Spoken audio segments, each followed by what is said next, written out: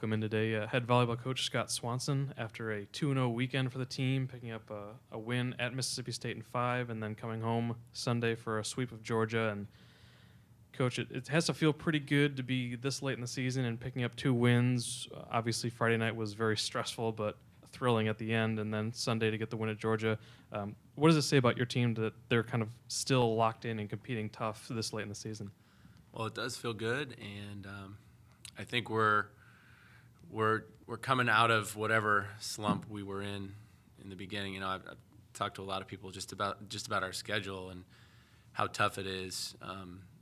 Playing the top 4 teams twice this year, being the only team that has to do that, and you can look at it 2 different ways. We have to do that. We get to do that. It's also a great challenge for us, but keeping their minds right, their confidence level in a place where, okay, we get beat pretty soundly by this team, but we got to be mentally ready for this match here. And on top of that, we're all split weekends except for one this year, and I think being home and then traveling away in the same weekend or vice versa has had a little bit of effect on us, just as far as being tired and worn out from late nights and. But it's what they signed up for. It's what we all signed up for in athletics, and I think we need to learn how to battle so that when those matches come where we do have a great shot, that we give it a great shot.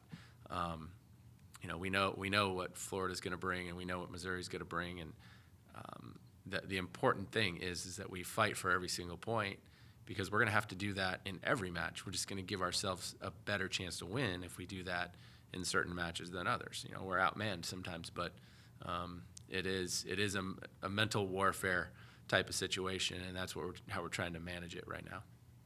And the SEC this season is a little bit top-heavy, obviously, with those top 4 teams, but once you get past that, it's really up for grabs. I mean, right now the team is 6th overall in the SEC.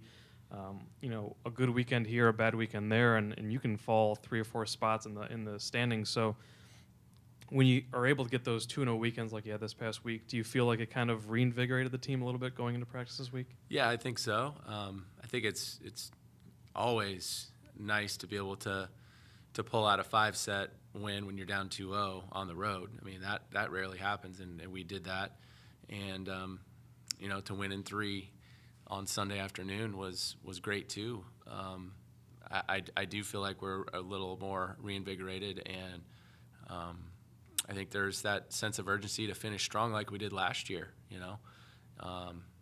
being able to focus on, okay, this is what we need to work on this week. We're getting very specific about, okay, this is the defense we need to be running, and we're not thinking about anything else but that on that day, and that seems to help them. I think sometimes they get overwhelmed when we're trying to coach technique in other areas, and what we really need to be focused on or making them think about is just where we need to be standing on the court in that particular situation against that team. So we've gotten a little bit more specific as it comes to those things in practice, and I think that's better for them mentally. And, we'll see what we get on Friday night, but looking forward to going to Gainesville. And I wanted to talk briefly about Michaela Shields and the weekend that she had. Early on in the SEC season, it seemed like she was adjusting to the different physicality of, the conference opponents and the defenses that she faces. But, over the last, 2 or 3 weekends, it seems like she's kind of been back to her old self, hitting those deep corners and really getting some good swings on sets that are good, bad, indifferent. So what has she done, personally to kind of adjust and kind of reset herself for this conference season? I think she's done a good job of waiting a little longer to see what the setter's giving her before she commits to an angle of approach. I think she does a good job of seeing the block and tipping when she knows she can't get a kill. She's been fantastic out of the back row, which has been, a bonus for us, and being able to leave her back there and let her serve ball. She's one of our toughest servers and doing a nice job as a defender too. So I think she's just, like you said, she's figured out the speed, and she's one of the better hitters in the conference, in my opinion. She's just so physical, and she sees the game very well, and she's confident with what she's doing. And to me, it's crazy that we don't set her more.